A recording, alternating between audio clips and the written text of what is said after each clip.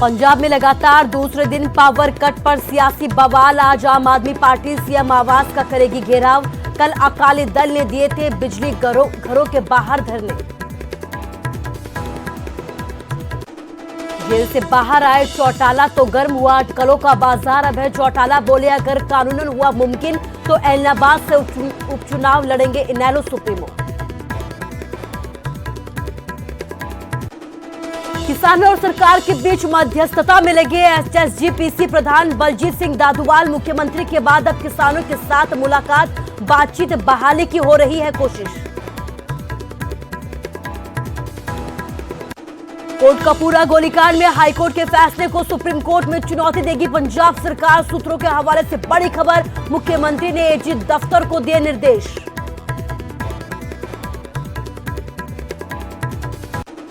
1.5 साल बाद सैलानियों से गुलजार हुआ कुल्लू। राफ्टिंग कारोबार के खिले चेहरे, कोरोना नियमों का पालन करवाना बड़ी चुनौती।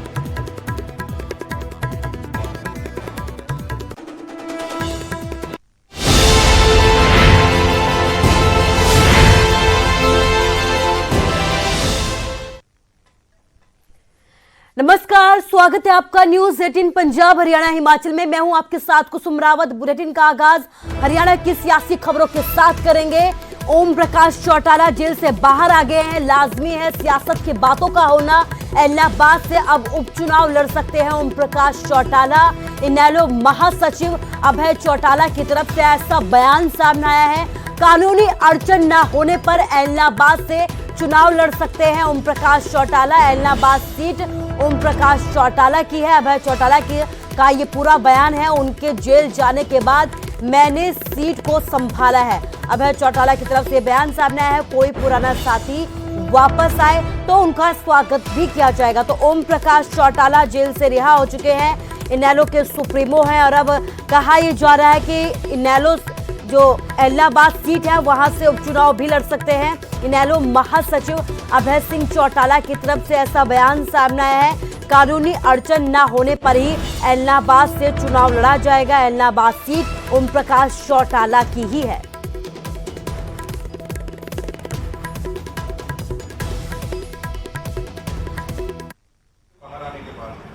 किन लोगों की बात कर रहे हो? मैं जानता है कि कौन दुष्यंत है, कौन दिग्विजय। आप किन का जिक्र कर रहे हो? कोई अच्छे लोगों की बात कर रहे हो। पंचायत चुनाव और नगर परिषद के चुनाव भी डिले हैं, उसको लेकर के अब क्या असर रहेगा? बात करें हम जिला परिषद का चुनाव जो है सिंबल पे लड़ेंगे। नगर पालिका और नगर परिषद का चुनाव भी सिंबल पे लड़ेंगे। सरपंच का चुनाव नहीं लड़ेंगे हम। सरपंच का चुनाव तो गांव के लोग आपस में अपनी मर्जी से फैसले करते हैं। हरियाणा के पूर्व मुख्यमंत्री ओम प्रकाश चौटाला तिहाड़ जेल से रिहा हो चुके हैं।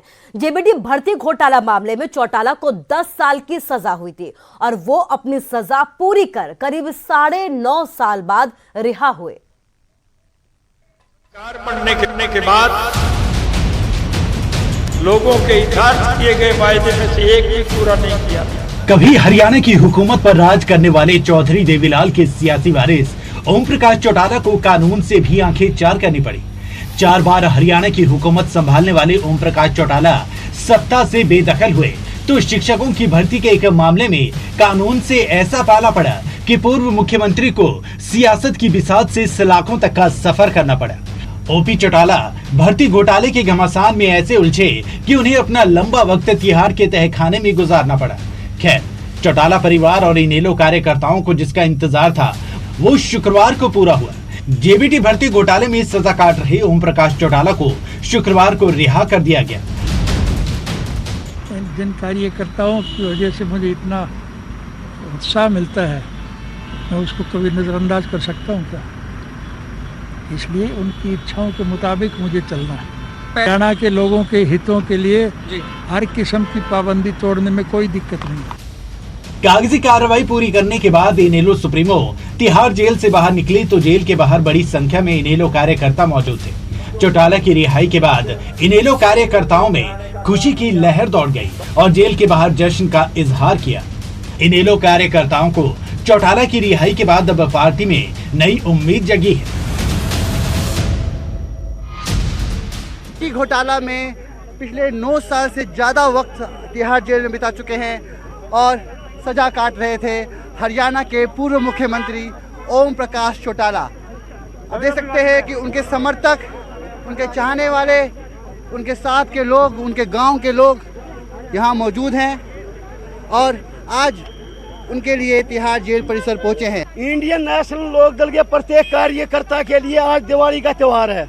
हमें दिवाली से भी ज़्यादा खुशी हो रही है और एक बेईमानों के ऊपर एक सच्चाई की जीत हुई हमारी। तो कुछ लोग कह रहे थे चौटाला साहब हमारे प्रधानमंत्री हैं। चौटाला साहब जल्दी मुख्यमंत्री बनेंगे और उसके बाद में हम थर्ड मोर्चा बनाएगा, प्रधानमंत्री भी बनेंगे। काबिले गौर है कि जेबीटी भर्ती घोटाले में ओम प्रकाश चौटाला को 10 साल की सजा हुई थी और 9.5 साल बाद उन्हें रिहा किया गया। चौटाला को 6 महीने की रियायत क्यों मिली, अब इसकी वजह भी सुन लीजिए। दिल्ली सरकार ने भी एक स्कीम निकाली कि ऐसे कैदी जिनकी 9.5 साल सजा हो गई है और सजा 10 साल की दी गई है तो ऐसे कैदियों को छोड़ दिया जाए, तो उसके चलते इनकी स्पेशल रिमिशन को मंजूर किया गया।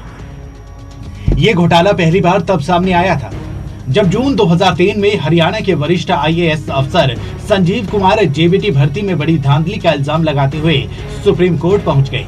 संजीव कुमार ने याचिका में कहा कि 1999 की जूनियर बेसिक ट्रेनिंग यानी जेबीटी भर्ती के नतीजे घूस लेकर बदले गए। सीधे सीधे उंगलियां तत्कालीन मुख्यमंत्री ओम प्रकाश चौटाला पर उठी, जिनके पास उस वक्त शिक्षा मंत्रालय भी था।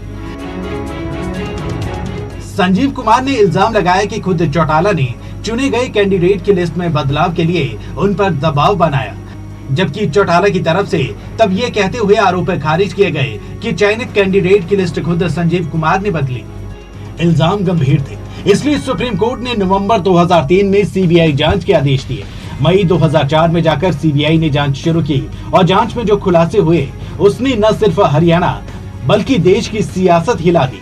तफ्तीश में पता लगा कि घोटाले की शुरुआत नवंबर 1999 और 2000 में जेबीटी के 3206 पदों पर भर्ती से हुई, जिनके नतीजे घूस लेकर बदले गए। जांच में पता लगा कि एक कैंडिडेट ने सिलेक्ट होने के लिए 3 से 4 लाख रुपए की घूस दी और सीधे ओम प्रकाश चौटाला और उनके बेटे अजय चौटाला के दखल के बाद चुने गए कैंडिडेट की लिस्ट में बदलाव किया गया।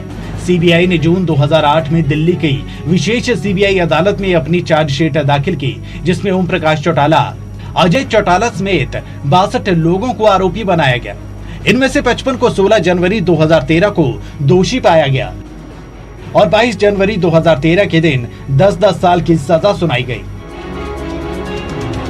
मार्च 2015 में हाई कोर्ट ने फैसले पर मुहर लगाई और अगस्त 2015 में सुप्रीम कोर्ट ने भी सजा के खिलाफ दाखिल चौटाला की याचिका खारिज कर दी।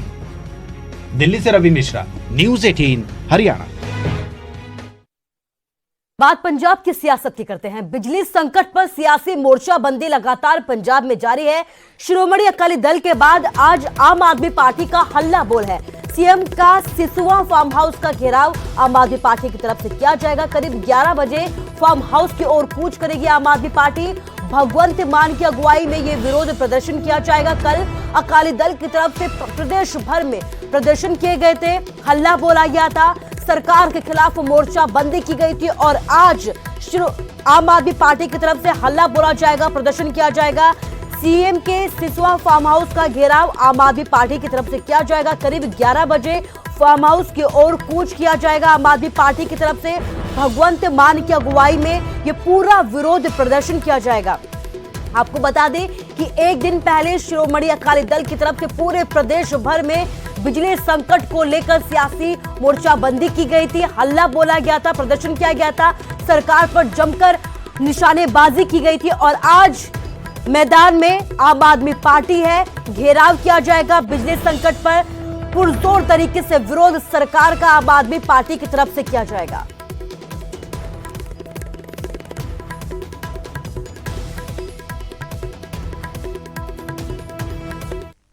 प्लांट प्राइवेट ने चिट्टे हाथी कहूंगा मैं इन्होंने, ਜਿਹੜੇ चिट्टे हाथी जिन्हां बारे सुखबीर बादल होरी समझौते करके गए ने, उन्होंने समझौते च की है कि जे तुसी साल दे विचों 91 दिन यानी कि लगभग 3 महीनों तो 1 दिन उपर नहीं भी सानू अपना थर्मल प्लांट चला के बिजली दोगे, सरकार तुहाडे ते कोई कार्रवाई नहीं कर सकती, पर तुहानू पैसे दे देंगे।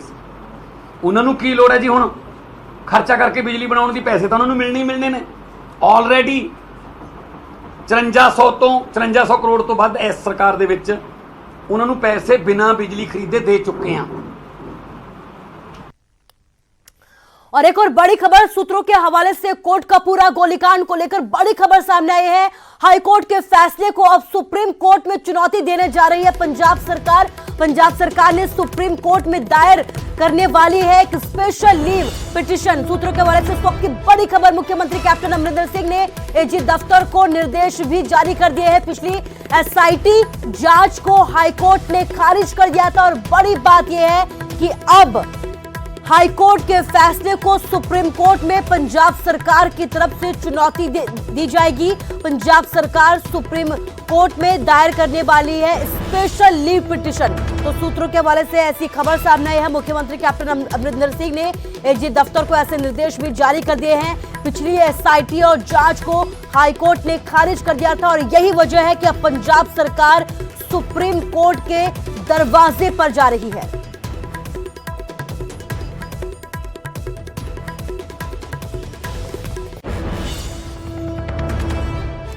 लंबे वक्त से सरकार और किसानों के बीच बातचीत का दौर रुका हुआ है और इस बीच हरियाणा सिख गुरुद्वारा प्रबंधक कमेटी के अध्यक्ष बलजीत सिंह दादूवाल ने सरकार और किसानों के बीच मध्यस्थता की पेशकश की है।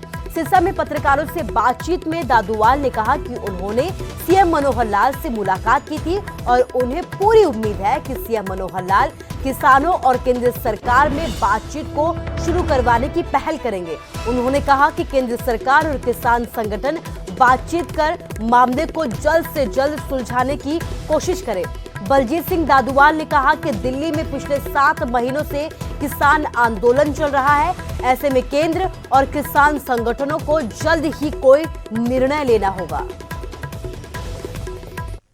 से मसला हल होगा, जिसके लिए कल 9 मेंबरी कमेटी जो है किसानों की, उनके साथ मीटिंग भी हुई है हमारे किसान आगुओं की, जो हरियाणा कमेटी के भी अहदेदार हैं और किसान आगू भी हैं, किसानी से जुड़े हुए हैं। तो कल उनकी जो किसान जथेबंदियों के आगू जोगिंदर सिंह उगराहा हैं, जगजीत सिंह डल्लेवाल हैं, डॉक्टर दर्शनपाल हैं, जोगिंदर यादव हैं, उनके साथ बात हुई है। आज भी उनके साथ उनकी गलबात थोड़े समय में हो रही, मेरे को फ़ोन आया कि उनके साथ भी गलबात होगी। उनको भी लिखती तौर पे हमने जैसे हरियाणा सरकार को दिया, ऐसे ही किसानों को जो आगू हैं उनके पास भी हमने जो है लिखती तौर पे अपना जो लेटर हेड दिया है।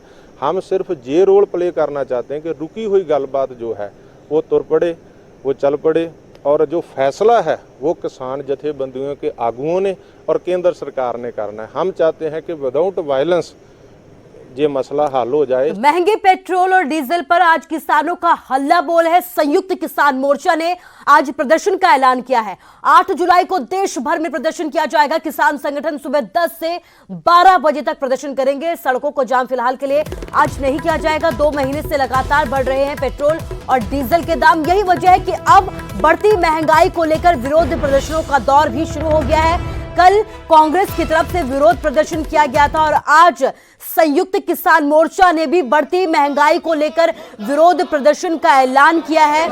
8 जुलाई को देश भर में प्रदर्शन करने की बात भी कही है। इसके साथ ही सुबह 10 से 12 बजे तक आज प्रदर्शन होगा। हालांकि सड़कें जाम नहीं करने की बात किसान संगठनों की तरफ से कही गई है। 2 महीने से लगातार पेट्रोल और डीजल के दामों में इजाफा हो रहा है। यही वजह है कि अब बढ़ती महंगाई को लेकर लोगों ने सड़कों पर उतरना शुरू कर दिया है। कल कांग्रेस की तरफ से महंगे पेट्रोल और डीजल के दामों को लेकर प्रदर्शन किया गया था और आज संयुक्त किसान मोर्चा की तरफ से भी प्रदर्शन का ऐलान किया गया है।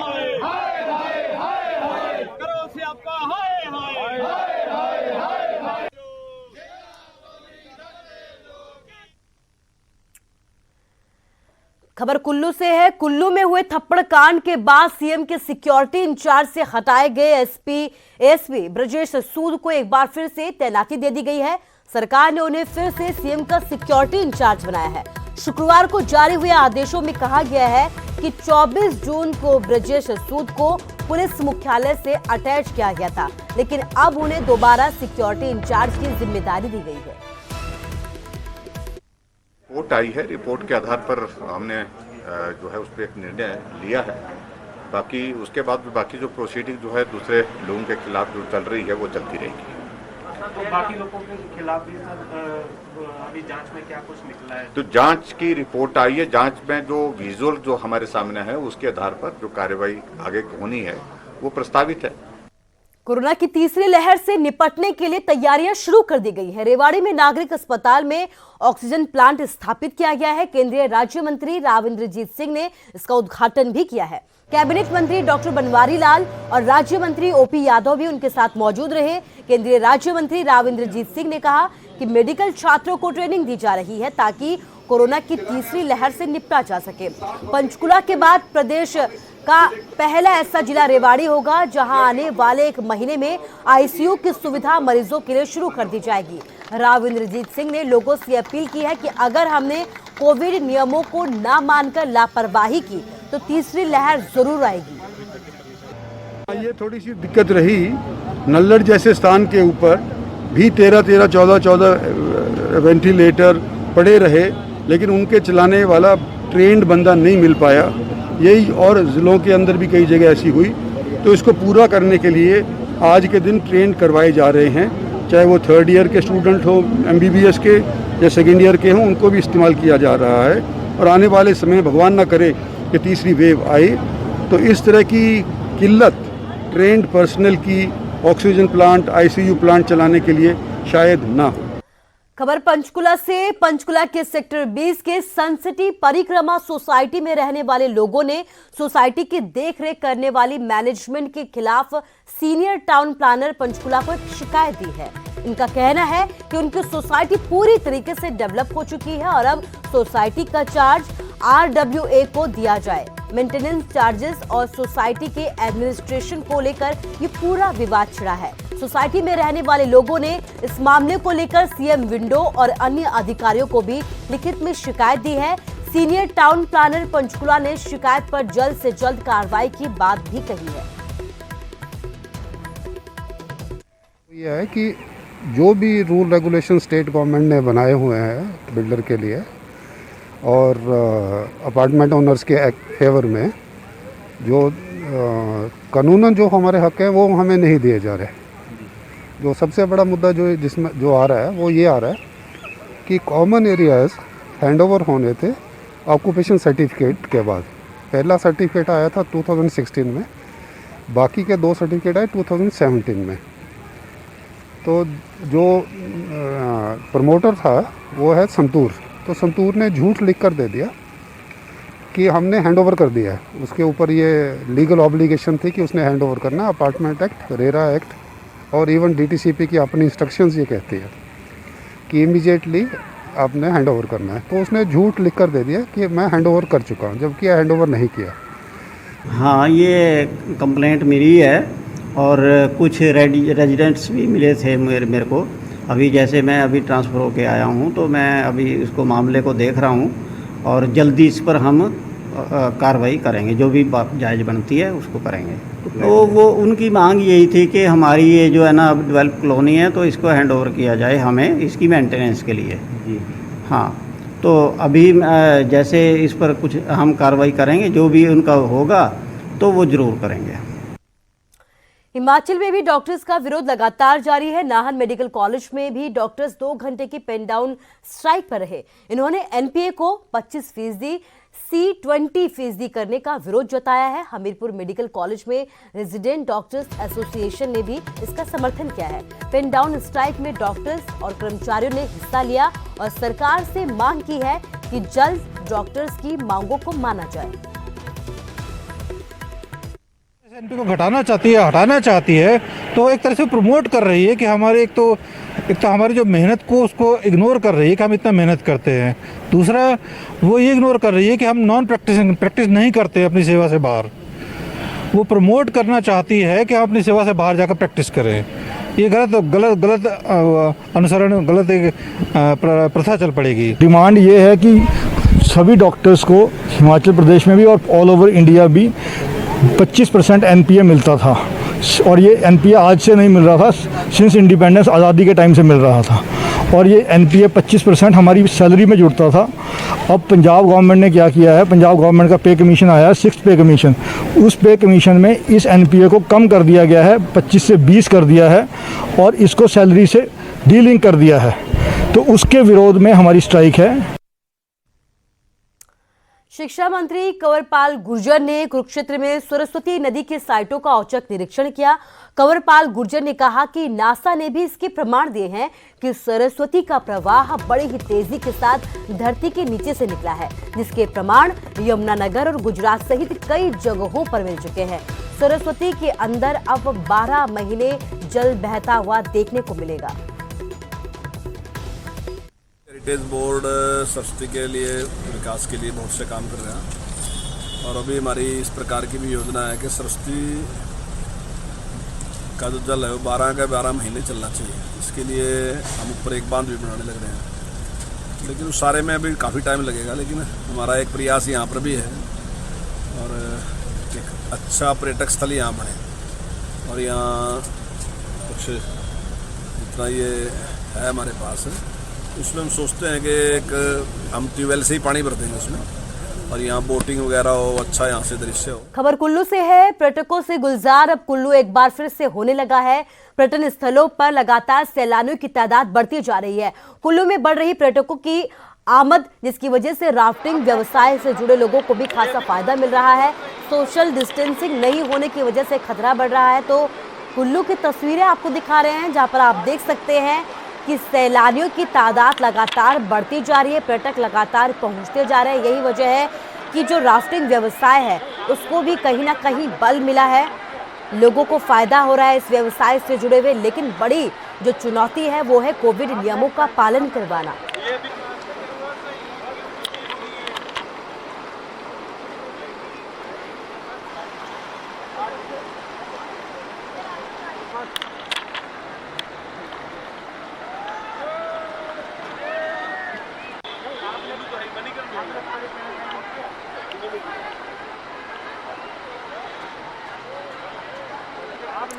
कोविड-19 महामारी ने परस्पर निर्भरता की भावना को सुदृढ़ किया है, जिससे कि पूरा देश इस विपत्ति का एकजुट होकर मुकाबला कर सके।